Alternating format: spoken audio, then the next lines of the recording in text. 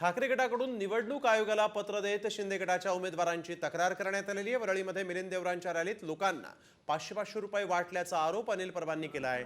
तर कर्जतमध्ये महेंद्र तोरवेंच्या प्रचारात dummy EVM दाखवून मतदारांमध्ये संभ्रम निर्माण केला जातोय असा आरोप करण्यात आलेला आहे।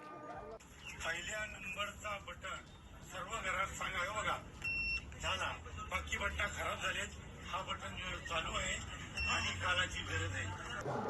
आर्थिक कारणामुळे प्रदूषण वाईट असल्यामुळे कर्जतमध्ये शिंदे गटाचे उमेदवार महेंद्र तोरवे हे आदिवासी भागांमध्ये ज्या पद्धतीने लोकांना सांगतायत की 1 नंबरचंच फक्त बटन चालू आहे, तेच फक्त दाबा, बाकी पूर्णपणे खराब आहे मशीनवरती दुसरं कुठलंही बटन दाबलं जात नाही, त्याच्यामुळे 1 नंबरचंच तुम्हाला दाबावं लागेल, अशा प्रकारचे व्हिडिओ आमच्याकडे आले होते।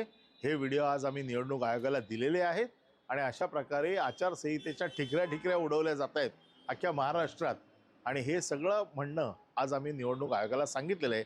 निवडणूक आयोगाने त्याच्यावर ताबडतोब कारवाई करतो असं आश्वासन दिलंय।